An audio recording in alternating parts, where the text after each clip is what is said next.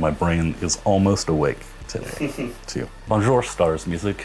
Je m'appelle Jamie Stillman, founder of Earthquaker Devices. Very excited to be here at Stars Music today in Brussels.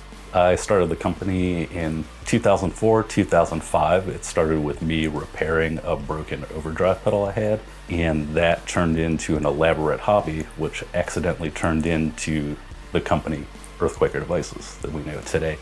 In the beginning, it was just me in my basement assembling pedals one at a time. We slowly grew word of mouth until we hired our first employee in 2010, moved out of our basement into our first shop, and now, today, we're a company of about 35, and we run Earthquaker out of 3 buildings in Akron, Ohio, and we do everything under all our roofs. I don't really know how to compare our company to other companies. I do feel like the designers of all these products, they all have a different ear, so they voice their products in their own special, unique ways. A couple things that we do that I think are pretty, relatively unique. We offer a lifetime warranty.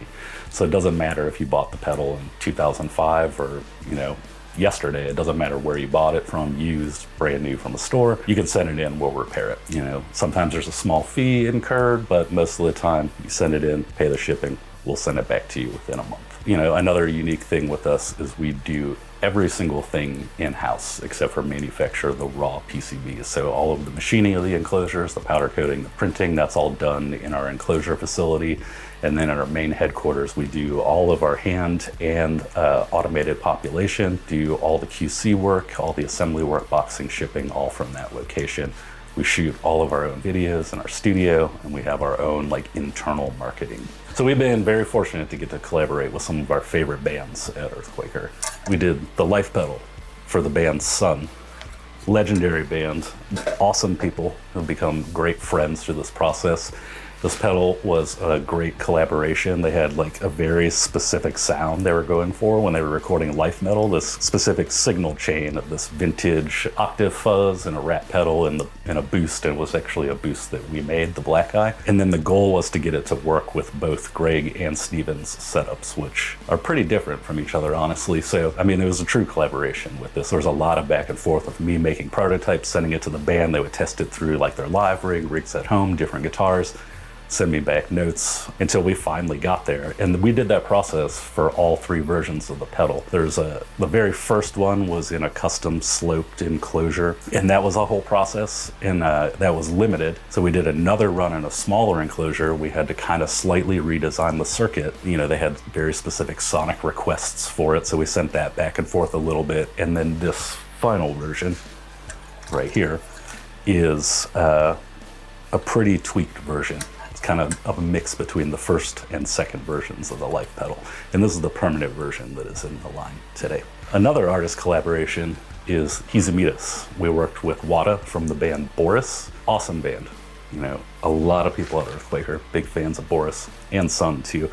So this was a true honor. This was a little bit difficult. I worked on this through the pandemic. What this pedal is a clone of Wada's Elk Big Muff Sustainer. I have the exact same pedal that she has, so I was basing this pedal on the one that I own. It turned out that mine and hers sounded wildly different from each other. So I made probably 7 or 8 prototypes and sent them to Japan, waited for feedback, and was like, why am I not getting this? Usually I'm pretty good about kind of recreating these sounds. It sounded exactly like my pedal, but I kept getting further and further away from it with each version.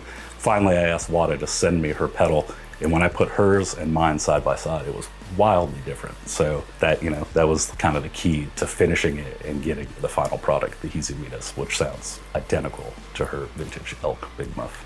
I think I'm proud of most of our pedals, but one in particular is a pedal that has been long discontinued called the Arpenoid, which was an arpeggiator. It was something that I had personally wanted, where you just hit a note and it will just create this scale pattern and repeat it over and over again. I was so stoked. I worked with another engineer to get this done, and when we put it out, I felt like people were there was a lot of people who got it, but for the most part, people were what is this and how do I deal with it? That is one of my all-time favorite things that we made. Aside from that, Avalanche Run, I love Grand Orbiter. Phase is one of my favorite effects, and always use our grand orbiter. Like, I love it so much that I've just never even thought about making another phaser.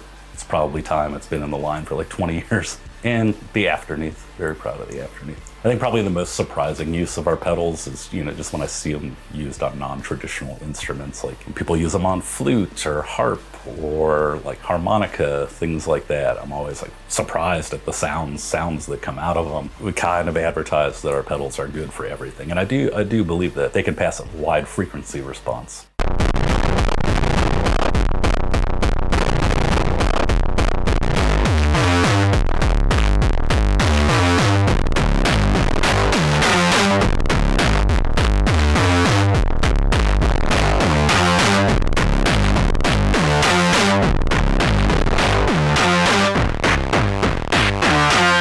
Some of my favorite uses, especially for fuzz pedals, Hizamitas in particular, is just on synthesizer. Like, I'm always surprised at like what a simple fuzz pedal can do when you plug like a monophonic synth into it. I do feel like I frequently get asked about like a shoegaze sound, and I have been referred to by some people as a shoegaze guitarist, but I wouldn't necessarily know, like, I don't have any go-to specific thing in mind, but I do think like something like running the Hizamitas into the afterneath would give a really good kind of shoegaze vibe to it. Also using the grand orbiter in that mix, I think is good. Good use of a tremolo, and I guess you're shoegazing, I guess.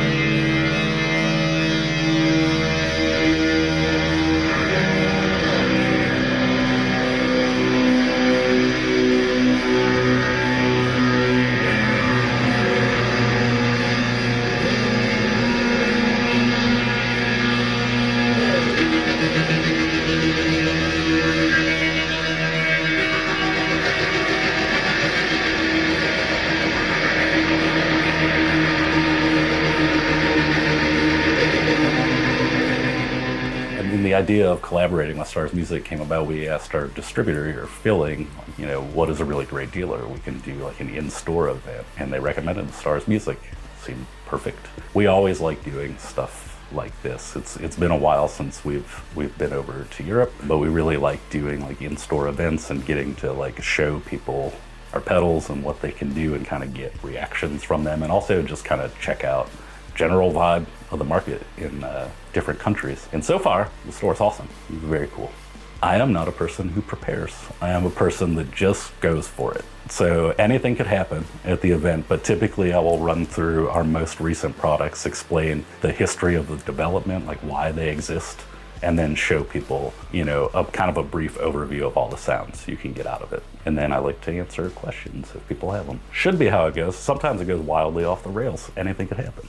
So something I'm very excited about is we've been doing this legacy reissue series. Like, we've had over 65 products, I think, some crazy number like that in our line. We can't keep them all around all the time. But lately we've been doing limited run reissues of some older products. And this one just came out a day or two ago. It's the Dirt Transmitter Fuzz Driver.